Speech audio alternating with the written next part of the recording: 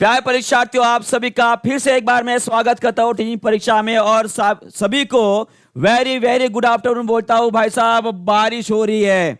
किसकी बारिश हो रही है भाई साहब? गुणों की बारिश हो रही है। मार्क्स मिले हैं भाई साहब बीपीएससी टीआरई 3.0 में बच्चों को, ऐसी बारिश हो रही है। और ऐसी बारिश अगर आपको बीपीएससी टीआरई 4.0 में करनी है तो भाई साहब टीचिंग परीक्षा से और बेहतर आपको कोई भी प्लेटफॉर्म मिलने वाला नहीं है। बराबर है। तो उसी के साथ उसी जोश में जिस तरह से हमने बीपीएससी टीआरई 3.0 की तैयारी की थी, उसी जोश में, उसी होश में और उसी जबरदस्त भाई साहब उस जज्बे से हम आगे बढ़ने वाले, जहां पर पूरे के पूरे क्वेश्चन विज्ञान के तोड़ मरोड़ के रख देंगे। सभी लोग तैयार है? एक बार तैयार होंगे सभी लोग बोल देंगे। तो उसी के साथ आप सभी को एक बहुत बढ़िया सुनहरा मौका दिया है हमारे बीपीएससी टीआरई 4 में, जो कि कल बच्चों के इतने फोन आए थे भाई साहब, रात में 12 बजे तक, 1:30 बजे तक हमने कॉल हमारे टीचिंग परीक्षा ने रिसीव किया था। और आप ही के अनुरोध से हमने ये ऑफर आज के दिन के लिए और बढ़ा दिया है। अगर किसी बच्चों को इसे एनरोल करना है तो जनरली एनरोल कर लेंगे, अपना जो भी है खाता भाई साहब इसमें ओपन। और पहला क्वेश्चन शुरुआत करते हैं जबरदस्त तरीके से। तो चलिए सभी लोग एक बार आंसर कर देंगे। इसका आंसर क्या रहेगा? चलिए बताइए इसका आंसर क्या रहेगा। और जल्दी जल्दी सभी लोग कमेंट भी करेंगे जी। चलिए फास्ट तरीके से सभी लोग आंसर करेंगे। इसका आंसर क्या रहेगा? सर कट ऑफ कितना जा सकता है? देखिए कट ऑफ के बारे में उतना नहीं बोल सकता हूं, पर इतना जरूर है कि 1 to 5 के लिए कट ऑफ कम जाने वाला है और 6 to 8 के लिए कट ऑफ हाई जाने वाला है। ठीक है जी, चलिए बहुत बढ़िया। इसका आंसर सभी लोगों ने दे दिया है। इसका आंसर क्या रहेगा जी? इसका आंसर रहेगा आपका सल्फर डाइऑक्साइड। सभी लोग कान में भाई साहब, कान के जरिए अपने दिमाग में भी डाल देंगे। जी हाँ, हाई कट ऑफ जाने वाला है सल्फर डाइऑक्साइड, ये आपका आंसर रहेगा। उसके बाद मीथेन के बारे में आप सभी को पता है, इसका फार्मूला सभी लोग देंगे। इसका फार्मूला रहेगा आपका CH4। और CH4 को हम क्या बोलते हैं जी? मार्श गैस बोलते हैं। ये भी आपको ध्यान में रखना है। और ये एक प्रकार की आपकी ग्लोबल वार्मिंग गैस होती है। कैसी होती है? ग्लोबल वार्मिंग गैस होती है, ये आपको याद रखना है। कार्बन मोनोऑक्साइड भाई साहब ये ग्लोबल वार्मिंग नहीं करता है, ग्लोबल वार्मिंग नहीं करता है, ये आपको याद रखना है। देखिए मैं जितने भी बातें बता रहा हूं उन सभी बातों को आपको भाई साहब किसी नोट में लिख के रखना है, क्योंकि बताइए हर एक बात जो है भाई साहब किसी सुनहरे मौके से कम नहीं रहेगा। ठीक है जी, चलिए बहुत बढ़िया। और इतनी गारंटी मैं दे रहा हूं आपको कि अगली बार जो आप विज्ञान का पेपर सॉल्व करोगे टीआरई 4.0 के अंदर भाई साहब, उसमें से जितने भी क्वेश्चन आएंगे विज्ञान के, उन सभी क्वेश्चंस को मैं पढ़ाने वाला हूं। बिल्कुल आएंगे क्वेश्चन। ठीक है, चलिए उसी तरह से देखिए सभी लोगों को ध्यान में रखना है। बायो इंडिकेटर मतलब क्या होता है? कुछ ऐसे जीव ये बताते हैं कि आपके आजू बाजू का वातावरण या इन्वायरमेंट, जो पर्यावरण रहेगा वो किस प्रकार का रहेगा, ये बताने का काम करता है आपके बायो इंडिकेटर। बायो माने कि जीव जो इंडिकेट करते हैं कि आपका वातावरण कैसा है। बराबर है, उसमें भाई साहब आपके लाइकेन आ जाएंगे। उसी तरह से फाइटोप्लैंक्टन। फाइटोप्लैंक्टन मतलब क्या है? ये प्रकार के जीव होते हैं जो आपके समंदर में पाए जाते हैं। और आपको बता दूं, हमारे धरती के ऊपर जो सबसे ज्यादा ऑक्सीजन आता है वो कहां से आता है? समंदर से आता है। और वो कौन लाते हैं भाई साहब? वो लाते हैं आपके फाइटोप्लैंक्टन। ये भी सभी लोग कमेंट बॉक्स में लिख देंगे। क्लियर है? और उसी के साथ साथ अर्थवर्म माने कि केचुआ, जिसे हम क्या बोलते हैं? फ्रेंड ऑफ फार्मर बोलते हैं। किसका? जो भाई साहब खेती करने वाले हैं उनका दोस्त बोलते हैं। ये भी अर्थवर्म भी जो है भाई साहब, ये भी एक प्रकार का बायो इंडिकेटर होता है। ये बता है कि आपकी सॉइल माने कि मट्टी की कंडीशन क्या है, कंडीशन क्या है, उसकी स्थिति क्या है। क्लियर हो गया? और लाइकेन के बारे में आप सभी को पता है लाइकेन क्या है। जितने बातें मैं बोल रहा हूं सभी लोग कमेंट बॉक्स में लिखने वाले हैं। लाइकेन क्या है? ये भाई साहब एक सहजीव संबंधी होते हैं। सहजीव संबंधी होते हैं। जैसे आप सभी को पता है संबंधी मतलब क्या होता है भाई साहब? लड़का और लड़की के रिश्तेदार जो होते हैं उनसे संबंधी बोलते हैं, है ना? उसी तरह से होता है जैसे कि लड़की भाई साहब ब्याह कर कर जब घर में जाती है, वो कौन सा काम करते हैं? जनरली पुराने ख्याल की बात कर रहा हूं। ठीक है, वो क्या करती है? खाना बनाने का काम करेगी। और भाई साहब जो दूल्हा है वो क्या करता है भाई साहब? बताओ। वो घर बनाएगा दुल्हन के लिए नया, उसे सजाएगा और भाई साहब अपनी फैमिली आगे बढ़ाएगा। ऐसा ही होता है। बस ये भी वैसे ही संबंधी लोग हैं। इसमें संबंधी कौन कौन होता है? उसमें जो दूल्हा होता है भाई साहब वो होता है आपका फंगी। कौन होता है? फंगी। जिसे हम बोलेंगे कवक। ये क्या बनाता है? दूल्हा क्या बनाता है? घर को सजाता है ना, उसी तरह से ये फंगी क्या बनाता है? ये भाई साहब आपको घर बना के देगा, आपको नहीं देगा, अपनी दुल्हन को देगा। और इसकी दुल्हन को है ना, इसकी दुल्हन है आपकी अलगी। अलगी माने जिसे बोलते हैं हम शेवाल। और शेवाल क्या बनाएंगे भाई साहब? ये भाई साहब खाना बनाएंगी। क्या बनाएंगे? खाना बनाएंगे। तो इस तरह से आप याद रख सकते हो। क्लियर है? सहजीव संबंधी। क्लियर है? चलिए भाई साहब आगे बढ़ते हैं। देखिए यहां पे लिखा भी है कि लाइचन जो होता है भाई साहब, वो सल्फर डाइऑक्साइड का एक एक क्या होता है? एक जैविक इंडिकेटर होता है। क्लियर है जी? चलिए आगे बढ़ते हैं। नेक्स्ट क्वेश्चन आप सभी के लिए ये रहा। चलिए जल्दी से इसका आंसर कर देंगे। चलिए बताइए, पूछा गया है कि किस पदार्थों को सीधे ठोस से भाई साहब गैस में परिवर्तित कर सकते हैं? उन पदार्थों की जो प्रक्रिया है उसे क्या बोला गया है? बहुत बढ़िया जी हाँ, खाना बनाएंगी ना सहसंबंधी भाई साहब। अब उसी के लिए मैं बोल रहा हूं, यहाँ पे बहुत सारे बच्चे ऐसे भी होंगे भाई साहब, वो गवर्नमेंट जॉब ही इसीलिए चाहते कि भाई साहब कुछ अच्छी सी फैमिली मिल जाए, अच्छी दुल्हन मिल जाए भाई साहब, है ना। कुछ लोग तो होंगे, कोई भाई साहब प्यार में डूबा होगा और अपने प्यार को पाने के लिए वो गवर्नमेंट जॉब चाहता होगा, ऐसा भी होता है। ठीक है, तो कोई बात नहीं, मिल जाएगी इस बार। ठीक है, इसका आंसर कर देंगे सभी लोग। इसका आंसर क्या रहेगा भाई साहब? इसका आंसर रहेगा आपका सब्लिमेशन, जिसे बोलते हैं हम ऊर्ध्वपातन। क्या बोलते हैं? ऊर्ध्वपातन। इवेपोरेशन, जिसे हम क्या बोलते हैं? बाष्पीकरण।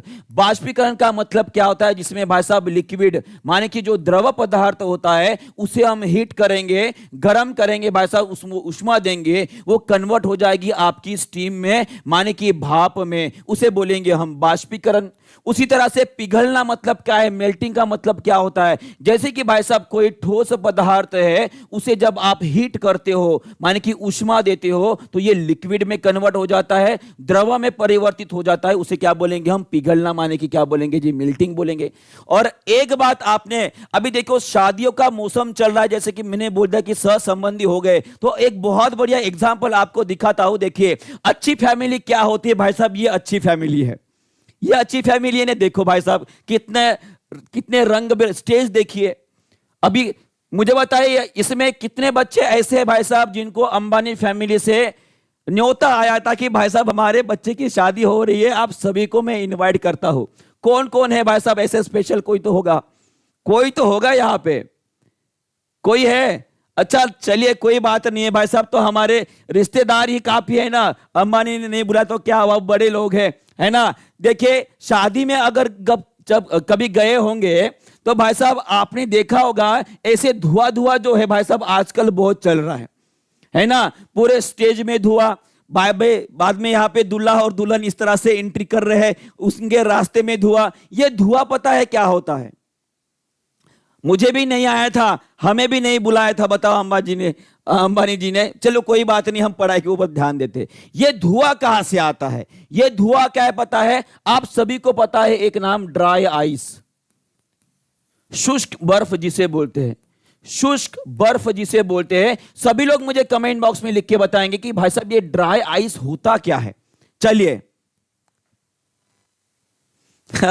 मोदी जी गए थे मेलोनिकल लेकर। अरे भाई साहब बहुत बढ़िया बात बोली आपने, तो बताइए इसका आंसर बताएंगे सभी लोग। शुष्क बर्फ मतलब क्या होता है? बहुत बढ़िया, ये होता है आपका कार्बन डाइऑक्साइड को जब सॉलिडिफिकेशन करते हैं भाई साहब, उसमें क्या बोलते हैं? उसे हम ड्राई आइस बोलते हैं, शुष्क बर्फ बोलते हैं। और ये CO2 जो है भाई साहब डायरेक्टली गैस में परिवर्तित हो जाता है।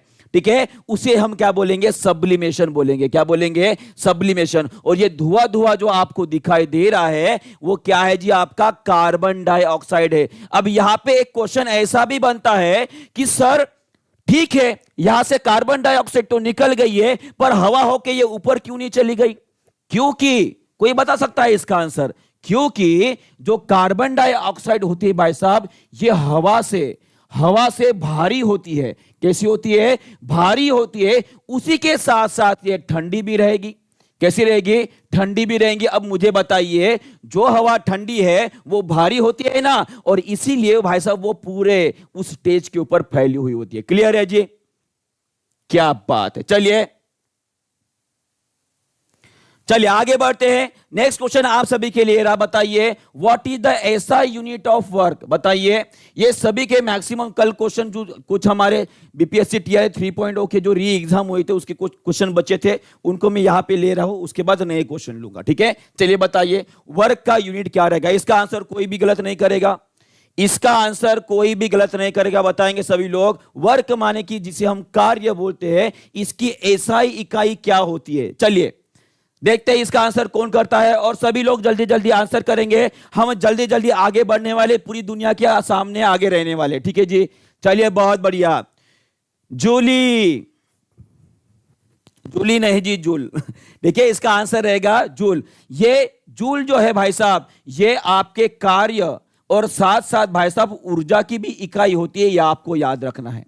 कार्य और ऊर्जा इन दोनों की इकाई होती है। साथ में न्यूटन की अगर बात करूं, ये न्यूटन कौन है? आपके दादाजी के परदादा है, बराबर है, आप सभी को पता है। और ये न्यूटन जी किसका इकाई है जी? ये आपके फोर्स माने कि जिसे बोलते हैं हम बल की इकाई है। सभी लोग मुझे बता देंगे कि ये वैट भाई साहब, ये वैट किसकी इकाई है? चलिए बताइए सभी लोग बताएंगे ये वैट किसकी इकाई है। फास्ट, सभी को पता है, मुझे पता है, बस भाई साहब हमें रिवीजन करना है फास्ट तरीके से, है ना, क्योंकि हमें टीआरई 4.0 में हमारी सीट पक्की करनी है और भाई साहब टीचिंग परीक्षा के साथ जाना है, बराबर है। बैच भाई साहब मैं वो सभी को बता रहा हूं, सभी लोग जो भाई साहब जिन लोगों ने बैच ली है हमारे टीआरई 4.0 की, वहां पे से पहले से हमने बहुत सारा कंटेंट लगा के रखा है। पर क्या हुआ है, अभी टीआरई 3 हो गया, थोड़ा 2 दिन आराम कर लेते हैं ऐसा सोचे है, और उसके बाद 2 दिन बाद जो है आपके क्लास शुरू हो जाएगी जोश के साथ। ठीक है, बहुत बढ़िया। ये रहेगी आपकी पावर की, किसकी पावर? माने कि जिसे हम बोलेंगे शक्ति बोलेंगे। अच्छा, कोई बता सकता है जो आपका स्टीम इंजन था, स्टीम इंजन के बाद बताया, स्टीम इंजन माने कि जो भाप के ऊपर चलने वाली इंजन थी, भाप के ऊपर चलने वाली जो पहली भाई साहब रेलगाड़ी का इंजन था, इसकी खोज किसने निकाली थी? इसका खोज किसने निकाला था? कौन थे बताइए? वो थे आपके जेम्स वैट। कौन थे जी? जेम्स वैट थे, और इसी वैट के ऊपर से इनकी इकाई वैट रखी गई है। यह भी आपको ध्यान में रखना है। क्लियर है? क्लियर है। चलिए आगे बढ़ते हैं। नेक्स्ट क्वेश्चन ये रहा, सभी लोग इसकी इकाई की जोड़ाई कराएंगे भाई साहब, जोड़ी लगाएंगे, इनका भाई साहब बंधन करेंगे और मुझे बताएंगे आंसर कौन सा सही है। चलिए सभी लोग फास्ट, बहुत बढ़िया। चलिए सभी लोग इसका आंसर करेंगे। विद्युत आवेश, जिसे हम क्या बोलते हैं? करंट बोलते हैं। क्या बोलते हैं जी?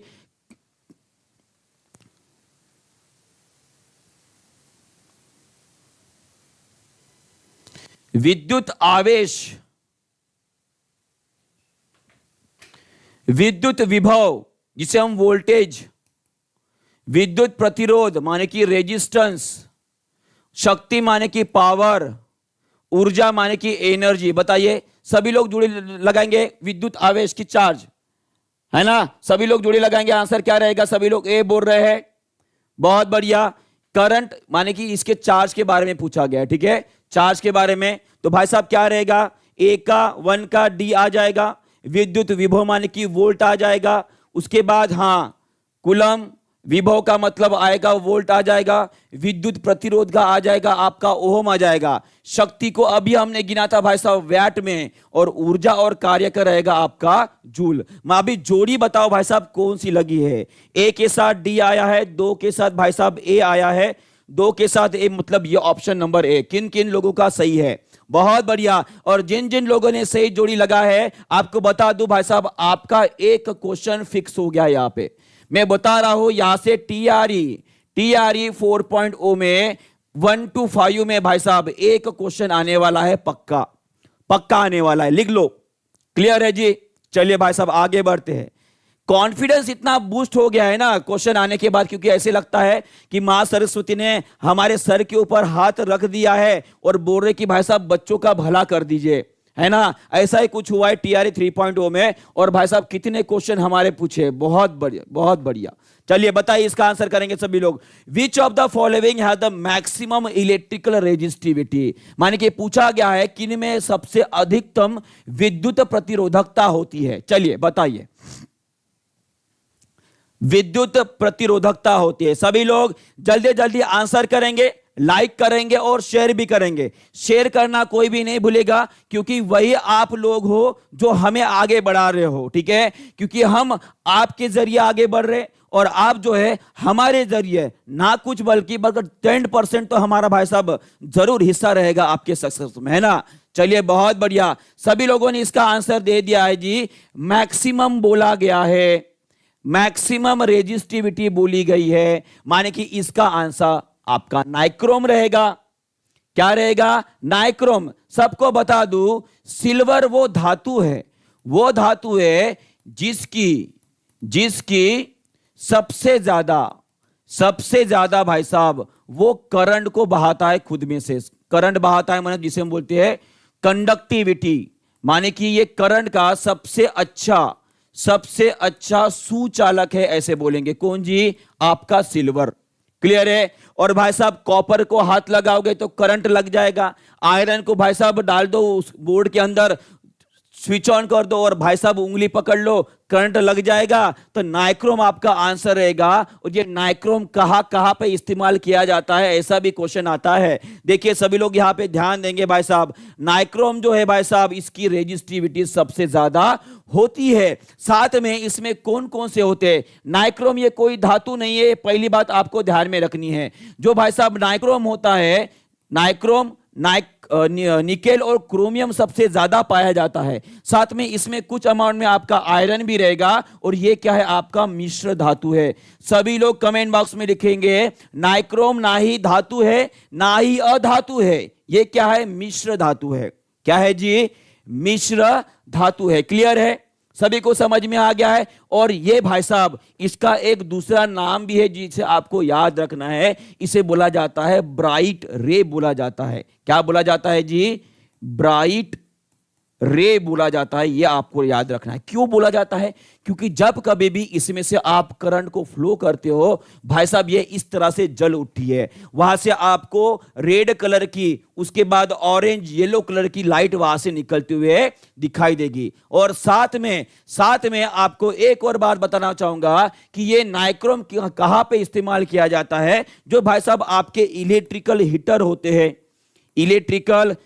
होते हैं वहां पे इस्तेमाल किए जाएंगे। उसके साथ साथ कहां पे इस्तेमाल करेंगे? ये इस्तेमाल की जाती है आपकी जो इस्त्री होती है भाई साहब, इस्त्री होती है, कपड़े करने की इस्त्री बोल रहा हूं, ठीक है, उसमें भी इसका इस्तेमाल किया जाता है। और ये कौन से प्रभाव के ऊपर काम करता है, कोई बता सकता है? चलिए सभी को मेरा एक क्वेश्चन है, जब कभी भी किसी धातु से या मिश्र धातु से आप करंट को बहाते हो, किसे बहाते हो? करंट को बहाते हो, तो उसमें भाई साहब गर्मी पैदा हो जाती है, उसमें से उष्णता बाहर निकलती, उष्मा बाहर निकलती है। उसे कौन सा प्रभाव बोला जाता है? ये कौन से प्रभाव के ऊपर काम करती है भाई साहब? ये काम करते आपकी heating effect of electric current. Electric current के ऊपर काम करते, माने कि विद्युत धारा का, विद्युत का उष्मा प्रभाव। सभी लोग इसे याद रखेंगे भाई साहब। यह आपके लिए बड़ा ही महत्वपूर्ण बात बोली है मैंने। अभी इसके ऊपर क्वेश्चन भी आया था बीपीएससी टीआरई 3.0 में। क्लियर है? Heating effect. और इसे ही दूसरा भी नाम है, इसे ही बोला जाता है आपका जूल्स इफेक्ट। क्या बोला जाता है? जूल्स इफेक्ट या जूल्स का प्रभाव भी बोला जाता है। यह भी आपको याद रखना है। इसमें एक और बात जोड़ दो भाई साहब, अब क्या बोलूं, इसमें कोई क्वेश्चन हमें छोड़ना है। इसका फार्मूला रहेगा H = I²R×T। यह फार्मूला भी आपको ध्यान में रखना है। क्लियर है? सभी लोग ये बात बोलेंगे सर क्लियर हो गया। आगे का क्वेश्चन लो। चले आगे बढ़ते हैं। नेक्स्ट क्वेश्चन आप सभी के लिए बताइए, आइसलेट ऑफ लैंगरहैंस। लैंगरहैंस की भाई साहब जो भाई साहब द्वीपिकाएं होती है, कहां पर पाई जाती है? चलिए बताइए सभी लोग। सभी लोग आंसर करेंगे जल्दी जल्दी। इसका आंसर क्या रहेगा? बहुत बढ़िया जी हाँ, जूल्स इफेक्ट भी बोलेंगे इसे। और इसका आंसर क्या रहेगा जी? इसका आंसर, हाँ सर ये क्वेश्चन बीपीएससी टीआई 3 में आया था वो वाला क्वेश्चन। इसका आंसर रहेगा आपका पैंक्रियाज। क्या रहेगा जी?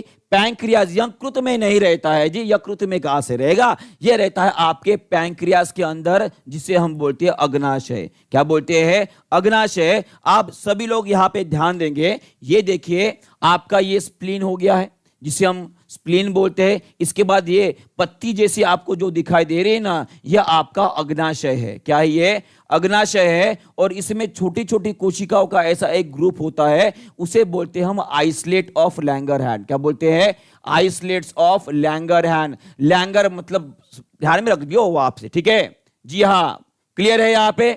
और ये क्या करती है भाई साहब? इसमें जो है अल्फा, उसके बाद बीटा और भाई साहब डेल्टा नाम की कुछ कोशिकाएं होती है ना। ये बीटा कोशिकाएं जो है भाई साहब, ये आपका इंसुलिन सिक्रेट करते हैं। कौन सा? इंसुलिन। और आप सभी को पता है ये इंसुलिन क्या करती है भाई साहब? जिस किसी के घर में कोई दादाजी होंगे, बड़े पापा होंगे, मम्मी दादी होंगी भाई साहब, उनको एक जनरल बीमारी, आपको बता दूं पूरी दुनिया में सबसे ज्यादा इंसुलिन का उपयोग कहां पे होता होगा? तो हमारा प्यारा भारत देश है।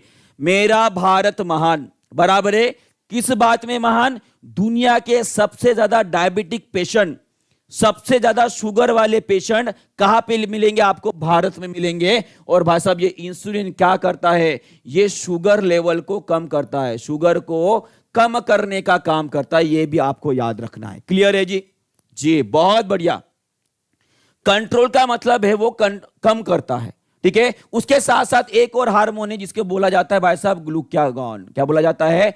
ग्लूकागॉन बोला जाता है। ये क्या करता है? ये शुगर लेवल बढ़ाता है, शुगर को बढ़ाता है। ये भी आपको ध्यान में रखना है। क्लियर है? क्लियर है? चलिए बहुत बढ़िया, आगे बढ़ते हैं। ये सब कुछ समझ में आ गया। नेक्स्ट क्वेश्चन आप सभी के लिए, जब एंजाइम्स की बात हो रही है तो सभी लोग बताएंगे कि एंजाइम्स केमिकली माने कि रासायनिक रूप से क्या होते हैं। चलिए बताइए इसका आंसर क्या रहेगा।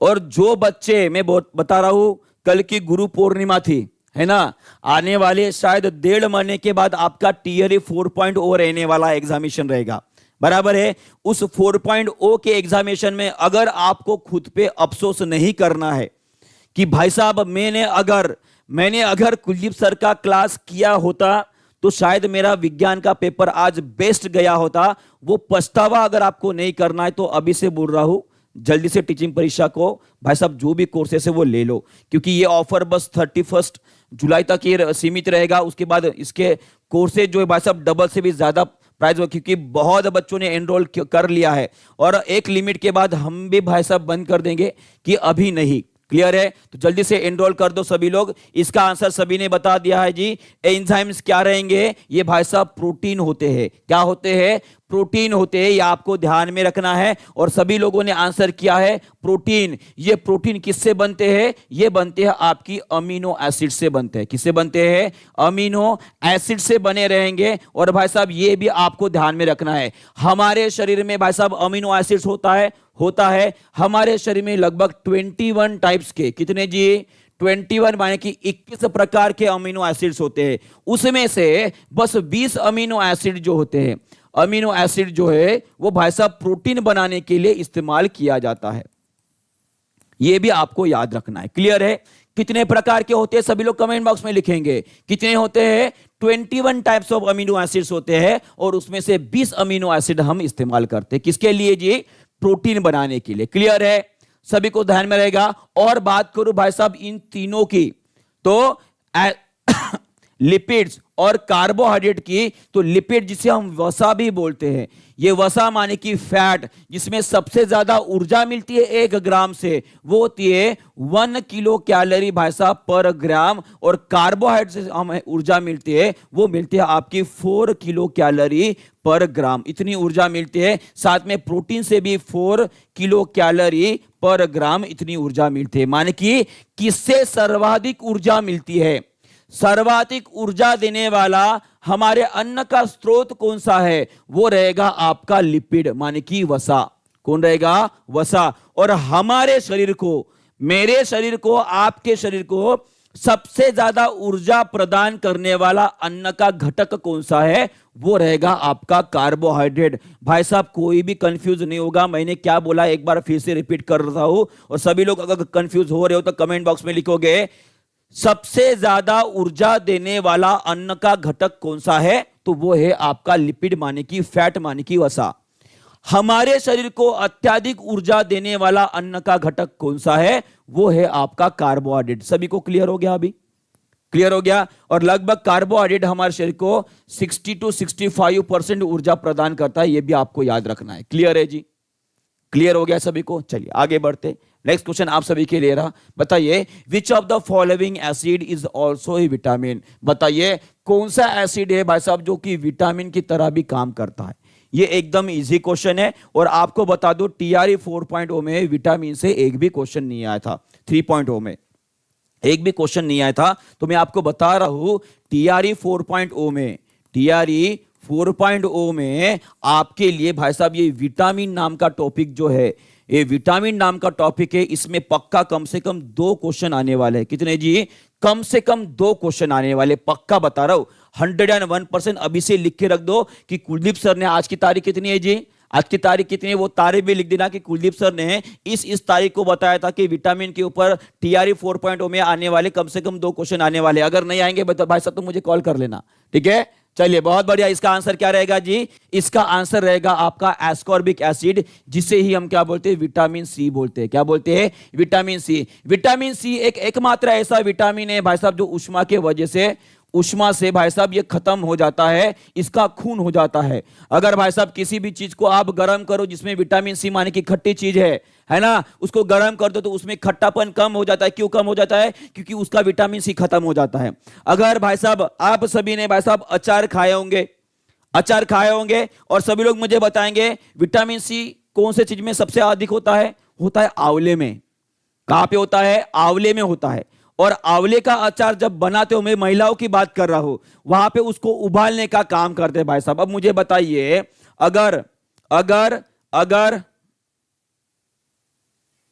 जी बिल्कुल, जब रिजल्ट आएगा तो कांग्रेचुलेशन बोल देना, ठीक है जी? मैं क्या बोल रहा था? हाँ, आंवले को जब उबालते हो तो उसमें विटामिन सी खत्म हो जाता है, माने कि आप आंवले का अचार जो होता है, अगर कोई नहीं खाता होगा तो उसे बताना चाहूंगा आंवले में विटामिन सी अत्यधिक होता है, विटामिन ई भी होता है, और ये आपके दिमाग के लिए और भाई साहब आपके स्किन के लिए, खून के लिए बहुत अच्छा होता है। उसमें एंटीऑक्सीडेंट ज्यादा होता है, माने कि आपके न्यूरॉन भी ठीक तरह से काम करते हैं, बराबर है। पर वहां पे भाई साहब, वहां पे अगर आपको उसे उबाल लिया तो भाई साहब उसका विटामिन सी खत्म हो जाएगा। ये भी आपको ध्यान में रखना है, ठीक है? क्लियर है? मुंह में पानी आ रहा भाई साहब सुन के, अभी क्या बताऊं। हाँ, फॉर्मिक एसिड। ये फॉर्मिक एसिड कहां पे होता है भाई साहब? अगर आपको चींटी ने काट दिया, ये भाई साहब मधुमक्खी ने काट दिया। किसने काट दिया? मधुमक्खी ने काट दिया, तो उसमें निकलता आपका फॉर्मिक एसिड, और इसी की वजह से आपको क्या होती है जी? जलन होती है। ये भी आपको याद रखना है। उसके बाद मैलिक एसिड की बात करूं तो ये मैलिक एसिड कहां पे पाया जाता है? An apple a day keeps a doctor away, ऐसे बोला जाता है। एप्पल खाते हो कि नहीं खाते हो? तो भाई साहब एप्पल इतने महंगे हो गए थे, इतने एप्पल अगर रोज रोज खाओगे तो भाई साहब वैसे भी डॉक्टर की जरूरत नहीं पड़ने वाली है, कंगाल हो जाओगे, है ना? तो ये मैलिक एसिड सबसे ज्यादा एप्पल में पाया जाता है, ठीक है जी? जी बहुत बढ़िया। चलिए ये विटामिन की लिस्ट है, सबको बताना चाहूंगा। देखिए विटामिन ए, जिसे रेटिनॉल भी बोला जाता है, और दूसरा नाम भी क्या है इसका बताइए? इसका नाम रहेगा आपका कैरोटीन। क्या रहेगा जी? कैरोटीन, ये दूसरा नाम है। कैरोटीन ये जो विटामिन ए का एक टाइप है, ये मिलता है आपको वेजिटेरियन माने कि सब्जियों से मिलता है। कहां से? सब्जी से मिलता है। और ये रेटिनॉल नाम का जो विटामिन ए है भाई साहब, ये आपको नॉनवेज से मिलता है। कहां से मिलता है? नॉनवेज, माने कि जो मांसाहारी है भाई साहब, उनको रेटिनॉल नाम का विटामिन ए मिलता है, बराबर है। विटामिन डी की अगर खासियत बोलूंगा तो इसे कैल्सीफेरॉल भी बोला जाता है। और विटामिन डी ये एकमात्र ऐसा विटामिन है, एकमात्र शरीर खुद जो बनाता है, खुद बनाने वाला विटामिन विटामिन कौन सा है? विटामिन डी है। फोकट में मिलता है, पर आजकल दुनिया में सबसे ज्यादा विटामिन की कोई कमी होगी तो विटामिन डी की है। बोलते हैं ना भाई साहब, कोई चीज अगर फोकट में मिल रही तो उसकी कीमत नहीं होती है ना, और उसी कंडीशन में ये विटामिन की डी के साथ हो रही है। क्योंकि आजकल भाई साहब कोई धूप में निकलना ही नहीं चाहता है, बड़े बड़े फ्लैट्स में रहते हैं, धूप का आता पता ही नहीं है, शरीर में कहां से विटामिन डी बनने वाला। इसीलिए जैसे 30 साल के 35 साल के हो जाएंगे भाई साहब, उनके घुटने काम करना बंद कर देंगे, ये कंधे में घुटने में दर्द घुटनों में दर्द होगा भाई साहब, गर्दन अकड़ जाएगी भाई साहब, आपके हाथ पैर दर्द देने लगे। किसके वजह से? विटामिन डी की कमी से। फोकट में मिल रहा है ना, उसकी कीमत नहीं होती है, सही बात बोलते हैं, ठीक है। उसके बाद भाई साहब विटामिन B12, विटामिन सी, ये सभी के सभी विटामिन आपको एक एक कर कर याद रखना है। और विटामिन के जो है भाई साहब, इसे भी आपको ध्यान में रखना है। जो रक्त का थक्का बनता है ना, रक्त का थक्का बनता है जिसे हम ब्लड क्लोटिंग बोलते हैं। क्या बोलते हैं जी? ब्लड क्लोटिंग बोलते हैं। वो बनने में मदद करता है आपका विटामिन के, ये भी आपको याद रखना है। क्लियर है? क्लियर है? चलिए आगे बढ़ते हैं। नेक्स्ट क्वेश्चन आप सभी के लिए रहा, चलिए इसका आंसर कर देंगे। बताइए, commonly use vitamin B complex. सभी अगर किसी को कमजोरी आ गई है, डॉक्टर के पास चले गए तो भाई साहब वो विटामिन बी कॉम्प्लेक्स की गोलियां दे देता है, आपको गोलियां देता है ना। तो विटामिन बी कॉम्प्लेक्स माने कि भाई साहब इसमें जो बी नाम के विटामिन आते हैं वो कितने होते हैं? देखिए कितना इजी क्वेश्चन है, और मुझे लगता है कि इसका आंसर बहुत लोग गलत करने वाले हैं। देखिए बताइए इसका आंसर क्या रहेगा? विटामिन बी, जिसे हम बी कॉम्प्लेक्स बोलते हैं, उसमें कितने बी के विटामिन होते हैं? बहुत बढ़िया, देखिए गिनते हैं एक एक कर कर। B1, B2, B3, B5, B6, B7, B9 and B12।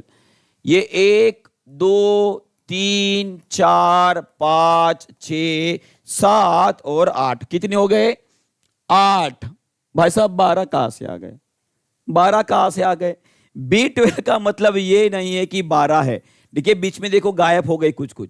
B10 आपको नहीं मिलेगा, B8 आपको नहीं मिलेगा, B4 आपको नहीं मिलेगा, बराबर ये गायब हो गए। माने कि कितने बचे भाई साहब? 8 बचे। तो आपका आंसर क्या रहेगा? 8 रहेगा। क्या रहेगा जी? 8 रहेगा। सभी लोगों ने आंसर टिक कर दिया है, बहुत बढ़िया, बहुत गजब का आंसर किए भाई साहब, इसका आंसर रहेगा। ठीक है, चलिए नेक्स्ट क्वेश्चन आप सभी के लिए रहा। विच ऑर्गन, कौन सा ऐसा अंग होता है भाई साहब जो वसा में घुलनशील विटामिन को जमा करता है? चलिए बताइए इसका आंसर। क्वेश्चन समझ नहीं पाए सर? फिर से देखिए बताता हूं, उसमें बोला गया है कि विटामिन बी कॉम्प्लेक्स जो होता है, जिसमें पूरे के पूरे विटामिन बी आते हैं, उसमें कितने विटामिन बी होते हैं? कितने होते हैं? वही तो गिनाया आपको, कितने होते हैं? 8 होते हैं। कितने होते हैं जी? 8 होते हैं। ठीक है, चलिए इसका भी आंसर कर देंगे जी। इसका आंसर क्या रहेगा? बहुत बढ़िया। सबसे पहले तो आपको यह पता रहना चाहिए कि भाई साहब फैट सोलुबल विटामिन कौन से हैं, माने कि वसा में घुलनशील कौन से होते हैं और कुछ पानी में घुलनशील होते हैं, उसको थोड़ा देख लेते हैं ना। देखिए विटामिन जो होते हैं भाई साहब 2 प्रकार में गिने जाते हैं। एक भाई साहब पानी में घुलनशील रहेंगे, पानी में घुलनशील रहेंगे, और एक रहेंगे आपके फैट माने कि वसा में घुलनशील रहेंगे। ठीक है, जो वसा में घुलनशील होते हैं वो 4 प्रकार के विटामिन है। कितने हैं? 4। कौन कौन से है? एक है आपका विटामिन के, एक है विटामिन आपका ई, एक है विटामिन आपका डी, और एक है विटामिन ए। अब इसे भाई साहब उल्टा पढ़िए, उल्टा पढ़िए, नीचे से ऊपर तक पढ़िए। देखिए आपको कौन सा शब्द मिल रहा है जी? वो मिल रहा है आपको कीड़ा। कौन सा मिल रहा है? कीड़ा। और कीड़ा माने क्या होता है? कीड़ा माने होता है भाई साहब आपका इंसेक्ट, है ना। तो भाई साहब इस तरह से आप ध्यान में रखते हो। जो कीड़ा है भाई साहब वो क्या खाता है? वो क्या खाता है भाई साहब? वसा खाता है, माने कि तेल खाता है। और आपने देखा भी होगा जही कहीं पे अगर ऐसे नीचे फर्श पे ऊपर या किसी कोने में आपने तेल डाल दिया तो उसको कीड़े माने कि जो चींटियां वगैरह वो खाने लग जाती है। ठीक है, उस तरह से ध्यान रख सकते हो। और बचे कौन से विटामिन बताओ? अभी बचे आपके बी और सी, ये दोनों भी जो है भाई साहब पानी में घुलनशील होते हैं। ठीक है, अब देखिए जो पानी में घुलनशील विटामिन होते हैं वो हमारे शरीर में स्टोर नहीं होते, माने कि उनको जमा नहीं किया जाता, ये आपको ध्यान में रखना है। और जो फैट सोलुबल होते हैं ये हमारे शरीर में जमा किए जाते हैं, जमा किए जाते हैं, ये भी आपको ध्यान में रखना है। ठीक है, अब जमा कर रहे मतलब कहां पे जमा करेंगे, इसका आंसर रहेगा आपका लीवर, माने कि यकृत में जमा किए जाते हैं, ये भी आपको याद रखना है। और मुझे लगता है कि इसका आंसर जो है सभी बच्चों ने दे दिया था, इसका आंसर क्या था आपका, लीवर रहेगा। क्या रहेगा, लीवर रहेगा। क्लियर है जी, चलिए बहुत बढ़िया, बहुत बढ़िया, बहुत बढ़िया। चलिए आगे, नेक्स्ट क्वेश्चन आप सभी के लिए रहा, चलिए इसका आंसर बता देंगे।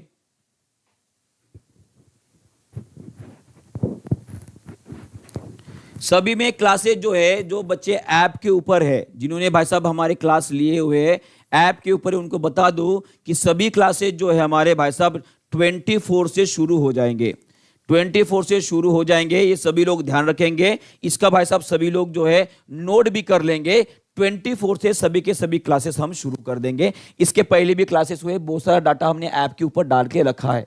ठीक है जी, चर्बी कैसे बनती है, चर्बी माने कि फैट होता है ना जी, ठीक है, कैसे बनती है, ज्यादा खाओ काम नहीं करो चर्बी बन जाएगी अपने आप, है ना, वही होता है जी। यूट्यूब के ऊपर हमारा रोज डेली क्लास रहेगा ठीक 2 बजे। कुछ कारणों के वजह से थोड़ा सा लेट हो गया, क्योंकि बारिश इतनी जोर से शुरू है कि इस भाई साहब सिग्नल का प्रॉब्लम आ रहा है ना। तो चलिए, एक इसका आंसर सभी ने बता दिया है कि कौन सा रहेगा जी, ब्लड क्लोटिंग के बारे में अभी अभी मैंने आपको बताया था, वो है विटामिन के। और एक बात आपको बताना चाहूंगा कि विटामिन के जो है भाई साहब, ये हमारे शरीर में जो बड़ी आंत होती है, जो बड़ी आंत होती है, उसमें भाई साहब कुछ गुड बैक्टीरिया रहते हैं। कौन से रहते हैं, गुड बैक्टीरिया, जिसे हम क्या बोलते हैं जी, उसे हम कोली बैक्टीरिया भी बोलते हैं, कोली जीवाणु भी बोलते हैं भाई साहब। वो ये विटामिन के बनाने में मदद करते हैं, ये भी आपको ध्यान में रखना है। माने कि हमारे शरीर में अभी 2 विटामिन बन रहे हैं, एक विटामिन डी जो शरीर खुद बना रहा है, और विटामिन के को भाई साहब ये बैक्टीरिया बनाने में मदद कर रहा है। ठीक है, क्लियर हो गया है जी। हाँ, एसएसटी वालों के लिए भी बहुत इंपॉर्टेंट रहेगा। क्लियर है जी। जी हाँ, टाइम टेबल हम पब्लिश कर देंगे आज ही। मैं हमारे टेक्निकल टीम से गुजारिश, देखो यार फिर से बादल आ गए, वही हो रहा है, बादल आ गए घनघोर काले, अंधेरा छा गया सभी तरफ और चला गया नेटवर्क हमारा, सबसे महान देश हमारा। ऐसा ही होता है जी हाँ, वही तो बोला मैंने, काले बादल छा गए है, नेटवर्क हमारा, सबसे देश महान हमारा। चलने लगा, चलो बहुत बढ़िया। इसका आंसर बता देंगे सभी लोग। चलिए बताइए इसका आंसर क्या रहेगा।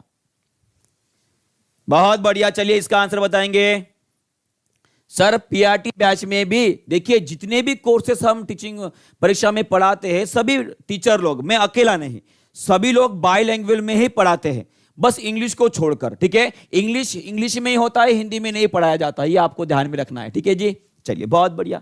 इसका आंसर बता देंगे सभी लोग। इसका आंसर क्या रहेगा, सभी लोग बोल रहे कि ऑप्शन नंबर 4 रहेगा, सभी लोग बोल रहे कि ऑप्शन नंबर 4 रहेगा। बहुत बढ़िया, all metals are non ductile. भाई साहब आपका दिमाग है कि सुपर कंप्यूटर है, बहुत बढ़िया, बहुत बढ़िया आंसर कियो। All metals are solid. चलिए बताइए इसे आपने गलत क्यों बोला। चलिए थोड़ी सी ब्रेन एक्सरसाइज करते हैं, देखते हैं किसका ब्रेन कैसे चलता है। सभी लोग मुझे बताएंगे भाई साहब, सभी लोग मुझे बताएंगे भाई साहब कि जितने भी धातु होते हैं वो ठोस होते हैं, इसको गलत क्यों बोला आपने। इस सब, जी हां बहुत बढ़िया। इसका एक एक्सेप्शन उदाहरण है, वो है आपका पारा, जिसे हम बोलते हैं मर्क्यूरी। भाई साहब ये क्या है, आपका धातु है जो आपके द्रव रूप में रहता है। कौन से रूप में रहता है, द्रव रूप में रहता है। चलिए इसका भी आंसर बता देंगे। All metals are hard. भाई साहब इसके तो बहुत सारे ऑप्शन रहेंगे। आपके जो सोडियम है भाई साहब, ये देखिए इसे, उसके बाद आपका पोटेशियम, इन दोनों को भाई साहब हम चाकू से काट सकते हैं, हैप्पी बर्थडे टू यू कर सकते हैं, इनका हम इस तरह से काट सकते हैं, इतने सॉफ्ट होते हैं। उसी तरह से all non metals are gas, ये आपके लिए इंपॉर्टेंट रहेगा, ये आपके लिए मोस्ट इंपॉर्टेंट रहेगा सेंटेंस। चलिए इसका आंसर बता देंगे, इसका क्या रहेगा।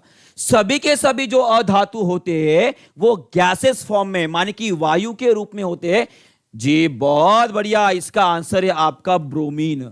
ब्रोमीन ये एकमात्र ऐसा अधातु है जो भाई साहब आपको लिक्विड माने कि द्रव रूप में मिलता है। एकमात्र अधातु, ये आपको ध्यान में रखना है, ये बहुत ही ज्यादा इंपॉर्टेंट रहेगा आप सभी के लिए। एकमात्र अधातु जो आपको लिक्विड फॉर्म में माने कि द्रव रूप में मिलता है। क्लियर है? क्लियर है सभी को? बहुत बढ़िया। चलिए आगे बढ़ते हैं, आगे बढ़ते हैं। नेक्स्ट क्वेश्चन आप सभी के लिए, सभी के आंसर आपने दे दिए हैं। और भाई साहब कुछ नॉन मेटल्स जो होते हैं माने कि अधातु जो होते हैं भाई साहब वो घन रूप में भी मिलते हैं, जैसे कि आपका कार्बन हो गया। उसके बाद सल्फर, सल्फर ये गैस नहीं होते, ये आपको याद रखना है, ठीक है। ये नेचुरली अगर पाया जाता है वो घन रूप में पाया जाता है। उसी तरह से आपका रेड फास्फोरस, ये तीनों के तीनों अधातु भाई साहब कैसे रहेंगे जी? सॉलिड फॉर्म में रहेंगे, माने कि जिसे बोलते हैं हम भाई साहब क्या रहेंगे जी? आपके घन रूप में रहते हैं। ये अभी आपको याद रखना है। क्लियर है? चलिए बहुत बढ़िया। चलिए बताइए इसका आंसर क्या रहेगा? सर पीडीएफ बता दो किस सेक्शन में मिलता है? ऐप के ऊपर। देखिए ऐप के ऊपर जब जाओगे तो वहां पे अलग से वाईटी का सेक्शन बना हुआ है। हम वाईटी के ऊपर माने कि यूट्यूब के ऊपर जितने भी क्लासेस लेते हैं उन सभी की पीडीएफ आपको वहीं पे मिल जाएगी। ठीक है जी।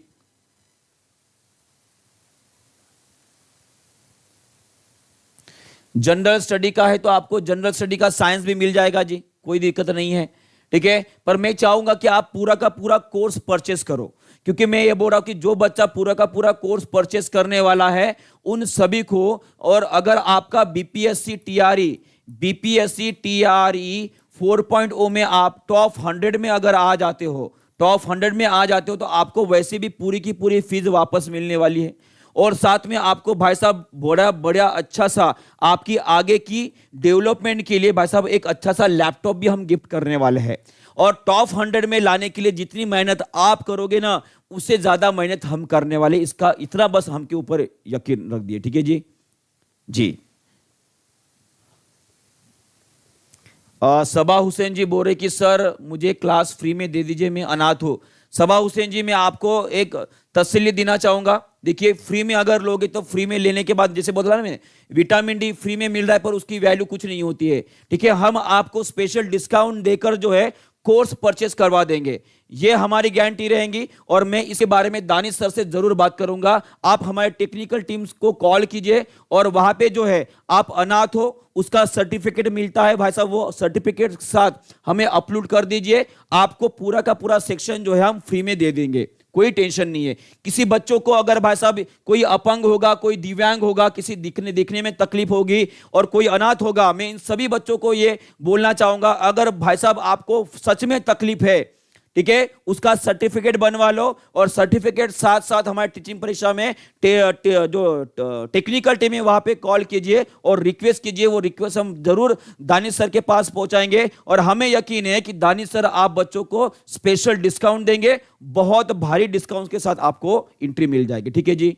चलिए बहुत बढ़िया, इसका आंसर कर देंगे सभी लोग। इसका आंसर रहेगा आपका भाई साहब, रहेगा आपका सेंट्रीपिटल फोर्स रहेगा। क्या रहेगा? जिसे बोलते हैं हम अभिकेंद्री बल बोला जाता है। और देखिए इस तरह से होता है, जो भी हमारी पृथ्वी जो है सूरज के अराउंड गोल गोल घूम रही है, वो कौन से बल के कारण? वो है आपका ग्रेविटेशनल फोर्स। कौन सा है? ग्रेविटेशनल, माने कि जिसे हम गुरुत्व बल बोलते हैं। क्या बोलते हैं? गुरुत्वीय बल बोलते हैं। और यही गुरुत्वीय बल कौन से बल का काम कर रहा है? ये काम कर रहा है भाई साहब आपका सेंट्रीपिटल फोर्स का, माने कि अभिकेंद्री बल का काम कर रहा है, ये भी आपको याद रखना है। उसी के साथ साथ रोलर कोस्टर पे अगर कभी गए होंगे, जो भी चीज भाई साहब गोल गोल घूम रही है वो गोल गोल अपने पथ के ऊपर अगर कायम है तो किसके वजह से? वो केवल होता है आपका सेंट्रीपिटल फोर्स की वजह से, जिसे बोलते हैं हम अभिकेंद्री बल के वजह से। क्लियर हो गया है? कोर्स की वैलिडिटी जब तक आपकी एग्जामिनेशन नहीं हो जाती तब तक होती है, क्योंकि क्या हो रहा है आपने बीपीएससी टीआरई 3.0 में देखा होगा, कुछ इंस्टीट्यूट ने क्या किया था, बीपीएससी टीआरई 3.0 का कोर्स 3 महीने का रख दिया था। और हमने क्या किया था, जब तक आपकी एग्जामिनेशन ना हो भाई साहब तब तक आपकी वैलिडिटी रहेगी, क्योंकि बीपीएससी वालों का कुछ भरोसा नहीं है। जिस तरह से बीपीएससी टीआरई 3.0 का सिलेबस बढ़ते बढ़ते भाई साहब 4 महीने चला गया था, 5 महीने चला गया था। हो सकता है अगर ऐसी कुछ आ जाता है तो वो भी आगे आपका कोर्स आपके एग्जामिनेशन तक रहेगा, जब तक आपका रिजल्ट नहीं आता तब तक। ठीक है जी। चलिए बहुत बढ़िया, आगे बढ़ते हैं। नेक्स्ट क्वेश्चन आप सभी के लिए रहा। ये क्वेश्चन अभी अभी एग्जामिनेशन, देखिए ये हेड टीचर में पूछा गया क्वेश्चन है। हेड टीचर बीपीएससी कौन सा 2024।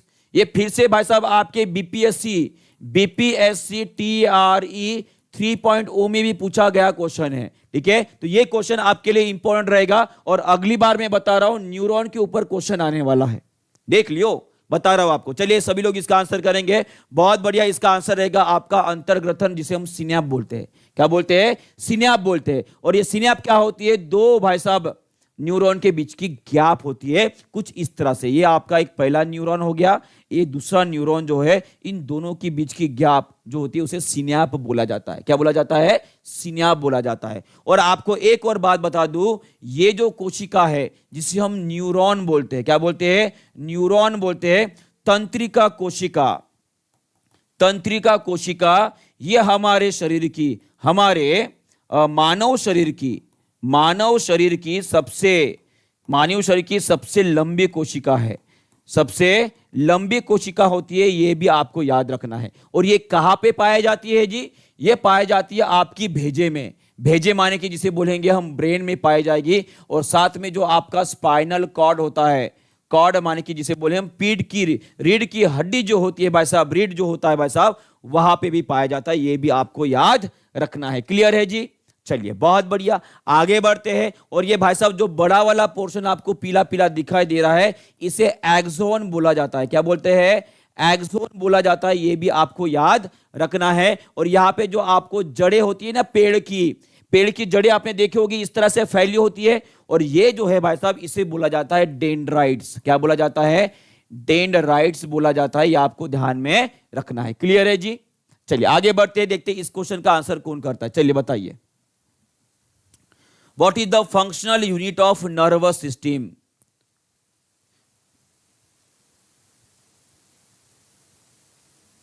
What is the functional unit of nervous system? चलिए बताइए, सभी लोग इसका आंसर करेंगे जी। इसका आंसर क्या रहेगा? बहुत बढ़िया, बहुत बढ़िया। इसका आंसर क्या रहेगा? बहुत बढ़िया, सभी लोगों ने आंसर दे दिया है। इसका आंसर रहेगा आपका न्यूरॉन। क्या रहेगा? न्यूरॉन रहेगा। बहुत बढ़िया, बहुत बढ़िया। इसे बोला जाता है भाई साहब structural and functional unit. Functional unit किसका जी? आपकी तंत्रिका का।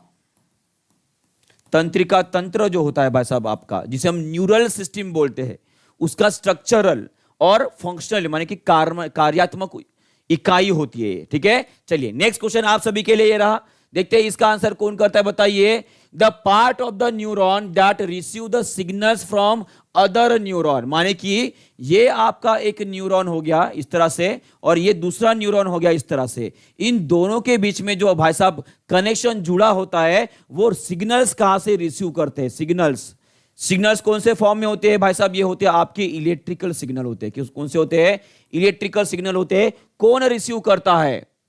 बहुत बढ़िया, डेंड्राइट्स करते हैं। कौन करते हैं? डेंड्राइट्स। ये आपको दिख रहे हैं ना हाथ जैसा, ये पंजा जो दिखाई दे रहा है आपको, ठीक है, जड़ें जो होती है ना किसी भी पौधे की, उस तरह से वो रिसीव करता है आपके सिग्नल्स। ये रिसीव करता है सिग्नल्स। ठीक है जी, चलिए बहुत बढ़िया, आगे बढ़ते हैं। नेक्स्ट क्वेश्चन आप सभी के लिए ये रहा। चलिए, ये अभी अभी बीपीएससी भाई साहब 3.0 में जो री एग्जाम हुई थी अभी की 2024, उसमें क्वेश्चन पूछा गया। चलिए बताइए इसका आंसर क्या रहेगा।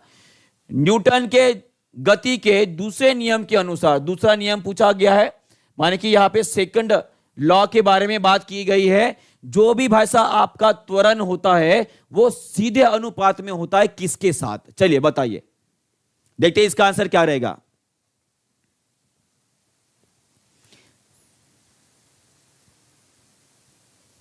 हम भी मिलाए सभी टीचर, बहुत सारे क्वेश्चन का आंसर गलत। देखिए क्या होता है, क्या होता है, जो भी आपका आंसर की रहेगा फाइनल, वो भी फाइनल नहीं होता, आप सभी को पता है, उसमें भी कुछ ना कुछ गलत होते हैं। ठीक है, बहुत बढ़िया, सभी ने आंसर दे दिया है जी। इनवर्स ऑफ ऑब्जेक्ट में आज बोल रहे, देखो भाई साहब, देखिए न्यूटन का दूसरा नियम क्या है, यह आपका सेकंड नियम होता है। अब आप सभी को फार्मूला यहां पे सीधा सीधा दिखाई दे रहा है, force is equal to mass into acceleration, माने कि त्वरण होता है। आप सभी को पता है जो द्रव्यमान होता है भाई साहब, द्रव्यमान ये समान होता है, ये नहीं बदलता है, माने कि ये कांस्टेंट है ना। तो मैं बोलना चाहूंगा कि फोर्स जो होता है वो सीधे अनुपात में होता है किसके साथ, आपके त्वरण के साथ। किसके साथ? त्वरण के साथ रहेगा ना। तो इसका मतलब क्या है, ये एक्सेलरेशन माने कि त्वरण जो है किसके साथ रहेगा, सीधे अनुपात में, वो रहेगा आपके भाई साहब ए के साथ। किसके साथ रहेगा? ए के साथ रहेगा। क्लियर है जी? शीतल जी बोरे सर इनवर्स वाला लगाए हमने, क्या बात है। ठीक है चलो कोई बात नहीं है। ठीक है, ये रहा आपका पहला नियम जिसे हम जड़त्व का नियम बोलते हैं। जड़त्व का नियम क्या बोलता है, सभी लोग यहां पे ध्यान देंगे। जड़त्व का नियम ये बोलता है कोई चीज अगर भाई साहब दौड़ रही है तो वो दौड़ते ही रहेगी। कब तक? कब?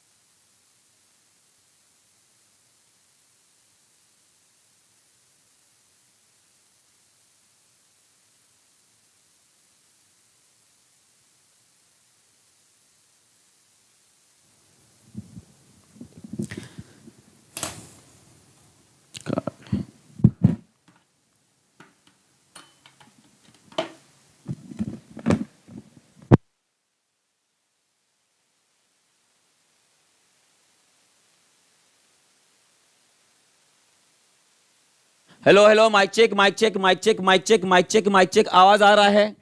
हेलो हेलो, माइक चेक आवाज आ रहा है जी? Robert Hooke, Robert Hooke, Robert Hooke, बहुत बढ़िया, सभी ने आंसर दे दिया है, बहुत बढ़िया, आवाज आ गई, आवाज आ गई है। भारत जिंदाबाद। ठीक है, चलो आंसर बताइए। कोशिका की खोज किसने की थी? वो की थी भाई साहब रॉबर्ट हुक जी ने। किसने की थी? रॉबर्ट हुक जी ने की थी। ये आप सभी को पता है, ये क्वेश्चन अभी अभी बीपीएससी टीआरई 3 पॉइंट में आया था। और भाई साहब ये बीपीएससी टीआरई में अगर पूछा गया तो हमारे लिए भी इंपॉर्टेंट रहने वाला है। इन्होंने सबसे पहले जो नॉन लिविंग सेल होता है भाई साहब, माने कि मरी हुई सेल का खोज निकाला था रॉबर्ट हुक जी ने। ठीक है, ये आपको ध्यान में रखना है। इसमें एक और इंसान है भाई साहब जिसे आपको ध्यान में रखना है, ये एंटोन वैन लीeuwenhoek भाई साहब। इन्हें बोला जाता है father of microbiology, father of microbiology बोला जाता है, माने कि सूक्ष्म जीव शास्त्र का, सूक्ष्म जीव शास्त्र जो होता है भाई साहब उसके पिता है ये, पप्पा है ये। कौन है? Anton van Leeuwenhoek. और रॉबर्ट हुक जी ने भाई साहब सेल के बारे में सबसे पहले डिस्क्रिप्शन दिया था, उनके बारे में बताया था, इसीलिए इनको बोला जाता है फादर ऑफ, पप्पा ऑफ किसके जी? साइटोलॉजी। किसके? साइटोलॉजी। भाई साहब सभी लोग कमेंट बॉक्स में लिख देंगे, या आपके लिए इंपॉर्टेंट रहेगा बीपीएससी टीआरई 4.0 के लिए। क्या इंपॉर्टेंट रहेगा बताओ भाई साहब? माइक्रोबायोलॉजी के पप्पा कौन है? वो आपके लीeuwenhoek है। उसी तरह से जो साइटोलॉजी है जिसमें कोशिकाओं का अध्ययन किया जाता है, उनके पप्पा कौन है? वो है आपके रॉबर्ट हुक है। क्लियर है? चलिए देखते हैं। ये रहे आपके रॉबर्ट हुक जिन्होंने 1665 में, भाई साहब कितने साल हो गए गिन लेना, ठीक है, उन्होंने सबसे पहले कॉर्क सेल माने की जो ऊपरी छाल होती है पौधों की जो मरे हुए होती है उनका अध्ययन किया था और बताया था कि वहां पे सेल होती है। ठीक है, उसी तरह से ये आपके एंटोन वैन लीeuwenhoek जिन्होंने सबसे पहले जीवाणु को देखा था और प्रोटोजोआ को देखा था, ये भी आपको ध्यान में रखना है। साथ में हमारे शरीर का जो शुक्राणु होता है और भाई साहब जो ओवम माने कि महिलाओं के शरीर में जो एग होता है, इनको भी देखने वाले सबसे पहले कोई वैज्ञानिक होंगे तो वो आपके एंटोन वैन लीeuwenhoek, जिसे हम क्या बोलते हैं जी? उन्हें बोलते हैं हम फादर ऑफ माइक्रोबायोलॉजी बोलते हैं।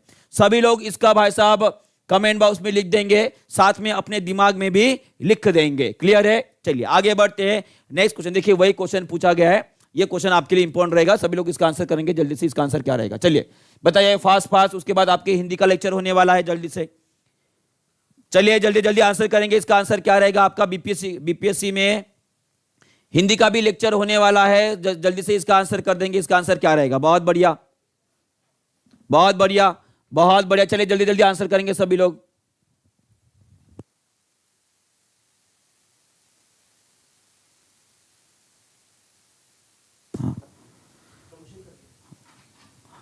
बिल्कुल बिल्कुल बिल्कुल, बहुत बढ़िया, सभी ने आंसर दे दिया भाई साहब। एंटोन वैन लीवेनहुक, ये भाई साहब कौन है जी? कौन है? सूक्ष्म जीव शास्त्र के कौन है? पप्पा है। बहुत बढ़िया। कोई बता सकता है भाई साहब ये लुईस पास्चर जी ने क्या किया था? ये लुईस पास्चर जी ने क्या किया था? कोई बता सकता है? पास्चराइजेशन प्रोसेस, पास्चराइजेशन माने कि क्या होता है? जैसे कि दूध को भाई साहब उबालो और उसको भाई साहब तुरंत ठंडा कर दो, तुरंत ठंडा कर दो। उससे क्या हो जाएंगे? जो भी उसके अंदर जीवाणु रहेंगे भाई साहब वो निष्क्रिय हो जाते हैं। क्या हो जाएंगे? निष्क्रिय हो जाएंगे। माने कि पास्चराइजेशन प्रोसेस के बारे में उन्होंने बताया था लुईस पास्चर जी ने। बहुत बढ़िया। और इन्होंने रेबीज नाम का जो डिसीज होता है, रेबीज, ये भाई साहब एक ऐसा रोग है जो भाई साहब जानवरों से किस में आता है? इंसानों में आता है। किस में आता है? इंसानों में आता है। ये भी आपको याद रखना है, ठीक है जी। और इनकी वैक्सीन खोज निकाला था आपके लुईस पास्चर जी ने। बहुत बढ़िया, बहुत बढ़िया। एसिड वर्सेस बेस की डिफिनेशन वो भी क्लियर कर देंगे, वो भी क्वेश्चन आने वाले, ठीक है। चलिए ये आपके सेशन का आज का आखिरी का क्वेश्चन, ये आपके लिए होमवर्क रहेगा। चलिए कल से जो हमें क्या करने वाला हूं, जितने भी आज क्वेश्चन मैंने लिए हैं वो पहले तो रिवाइज कर लेंगे, जहां पे आपकी टेस्ट रहेगी 10 मार्क की, ठीक है। 10 सेकंड में पूरा का पूरा रिवाइज कर लेंगे और आखिरी में क्वेश्चन की रिवीजन भी करा दूंगा। उससे अच्छा आपके पूरे के पूरे क्वेश्चन याद ही हो जाएंगे। इसका आंसर सभी लोग दे देंगे। और इसके बाद जो है आपके हिंदी का लेक्चर शुरू होने वाला है। मैम जो है तैयार है आपके लिए, ठीक है। वहां पे सभी लोगों को जाना है और भाई साहब अपनी तैयारी जो है वो मुट्ठी में करना है भाई साहब।